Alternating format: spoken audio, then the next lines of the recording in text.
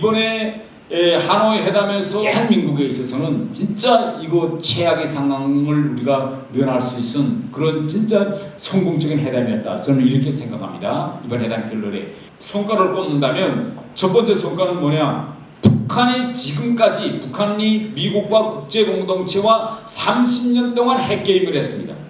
미국하고 협상했죠. 30년 동안 핵게임에 북한은 시종일관 처음부터 하노이 회담 직전까지 북한은 승리의 승리를 거듭했어요. 한 번도 패한 적이 없었습니다. 북한은. 대단해. 육자회담에서 6개 나라하고 대상하면서도 다 이겼습니다. 북한의 주장은 마지막에는 딱 간철은 안 될 것 같지만 다 간철했어요. 북한은. 그런데 이번에 처음 북한의 30년 동안 핵게임에서 처음 실패했습니다. 예견치 않았던 뒤통수를 치고 맞았습니다. 그러면 이런 것이 북한의 이 전반적인 정치 구조와 사회에 어떤 큰 영향을 미치느냐 이걸 좀 한번 제가 좀 이야기하겠습니다. 트럼프가 거둔 가장 큰 성과는 대북 제재, 북한에 대한 이 대북 제재가 실질적인 효과를 보고 있다는 걸 트럼프가 이번에 직접 실감했습니다. 4시간 동안 김정은하고 만난 전 기간에 김정은이가 트럼프한테다가 한 이야기는 오직 하나입니다. 제재를 풀어달라. 너무 제재를 풀어달라고 하니까 트럼프가 야 이거 제재가 이거 진짜 효력을 보내. 이거 김정은이가 이렇게까지 제재에 집착하네.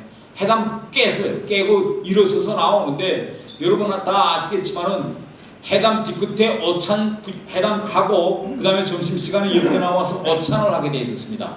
근데 우리 정상회담이라는 건 다 이렇게 세리머니, 그 우전을 미리 세팅해 놓기 때문에 회담에서 합의권이 없다고 해도 그 다음 일정은 어찬입니다. 그럼 두 정상이 어찬장에 와서 또 뭐 웃으면서 어찬하고 헤어져야 정상인데 너무 격렬하게 하다 보니까 밥도 안 먹고 둘이 갈라졌어요. 갈라서 헤어져 가는데 김정은이가 가다가 가만 서 보니까 이대로 이거 헤어질 수가 없거든요. 이거 아무것도 오던 게 없는데. 그러니까 도중에 서서 지금 트럼프가 차에 타려는 트럼프한테다가 최선희를 보내면 다시 가서 트럼프를 잡아라. 잡고 다시 이야기하자.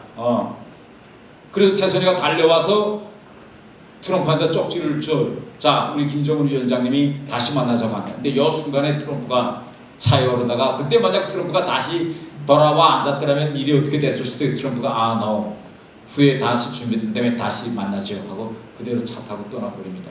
회담이 결렬된 이후 한 주일 동안 북한 내부에서는 엄청난 회의를 했습니다. 어떻게 할 것이냐. 과연 시인 김정은이가 이렇게 때로는 실패할 수도 있다는 걸 북한 주민들에게 알릴 것이냐, 아니면 한 주 동안 계속 성공했다고 개선장군으로 돌아왔다고 했더니 그 방향대로 기존의 선전 방향을 유지할 것이냐. 그런데 한 주일 만에 북한은 이런 비현실적인 선전 방향이 도는 북한 사람들한테 먹여들지 않는다. 그러니까 이제라도 늦지 않았으니 북한 주민들한테 이실을 짓고 하자라고 결론을 내렸습니다. 그러면 지난 시기에는 왜 이렇게 북한의 주민들한테다가 세뇌격으로 거짓말하는 게 가능했고 지금은 불가능해졌느냐?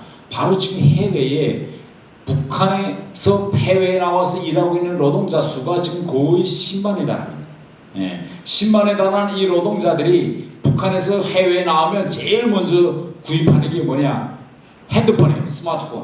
스마트폰을 제일 먼저 삽니다.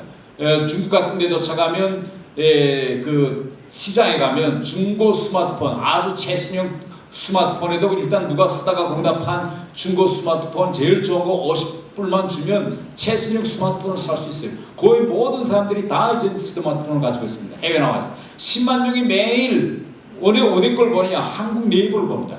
매일 한국 뉴스를 계속 보고. 그런데 전 세계가 싱가포르 합의를 결렬이라고 하는데 북한만의 성공작이라고 하는데 이 김정은도 이 사실을 다 알고 있어요. 그래서 이 돈을 이렇게 주민들한테 거짓말하면 할수록 주민들에 대한 이 신뢰가 더욱 무너진다. 그래서 이제라도 알리자. 그래서 3월 8일 날 한 주일 만에 알렸습니다. 북한이 이 정도로 지금 TV에서까지 이걸 가지고 지금 전국적인 지금 캠페인을 벌이고 있습니다. 첫 번째 캠페인은 뭐냐? 이거 장마당에서 지금 한국 상품이 밀수대에 들여서 지금 공경연이 팔리고 있는 거예요.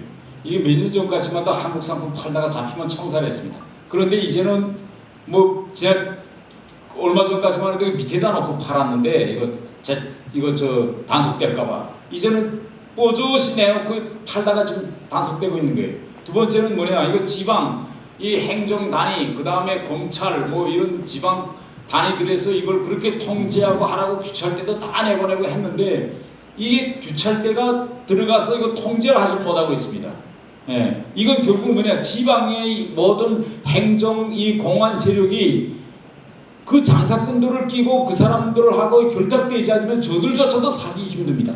예, 지금 대북 제재가 심화되면서 공장이 돌아가지 않고 국영공업이 나가서 일 나가도 러임을 못 주고 쌀을 못 주다 하니까 사람들이 결국은 어떻게 됩니까? 결국은 장마당으로 나갈 수밖에 없고 장마당을 통해서 밀수라든가 자기 생계를 자기가 유지하는 방향으로밖에 갈 수가 없습니다. 예, 이런 상황에 지금 이 상황을 지금 대대로 벼르고 지금 김정은이가 지금 무척 노력하고 있는데 제 판단에서는 이제는 이 과정은 멈춰 못 설 것 같아요.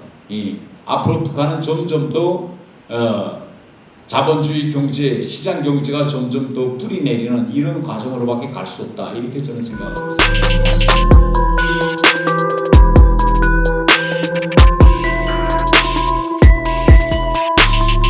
지금 미국에서 보면 지금 트럼프가 이야기하는 걸 쭉 종합해 보면 트럼프는 우리 한반도의 비핵화에 별로 관심 없어요. 제 판단은 그렇습니다. 네. 트럼프는 어디에 관심이 있느냐? 우선 순차, 김정은이하고 만날 때 순차를 보면 가장 중요한 것은 ICBM에 관심이 있어요. 김정은. 만약 북한의 핵무기가 미국을 직접 위협하지 않는다면 만약 동결 상태라도 유지해서 ICBM만 못 만들게 하고 북한의 이 현 기술 수준에서 더 진전만 하지 못하게 한다면 트럼프로서는 대단히 만족스러워하는 이런 모습입니다. 그 트럼프가 지금 요새 계속 다니며 자랑하는 게 뭐냐? 북한의 핵을 제거했다는 게 아니라 내가 그래도 올라가서 돈은 김정은이가 지금 핵 실험도 안 하고 ICBM 실험도 안 하고 미국에 대한 위협은 내가 올라가서 얼마나 줄어들었느냐? 이걸 계속 유권자들한테 지금 그러면 우리한테 남아있는 그런 카드는 뭐냐? 그리고 앞으로 이 북한의 비핵화 협상은 어떤 식으로 나가려고 하느냐? 저는 이거 대북 제재가 저는 마지막으로 남은 유일한 우리의 희망이라고 생각합니다. 네. 김정은이가 당장 핵을 포기하지는 않겠지만 경제적으로 좀 도저히 견딜 수 없는 상황을 한번 만들어보자. 네.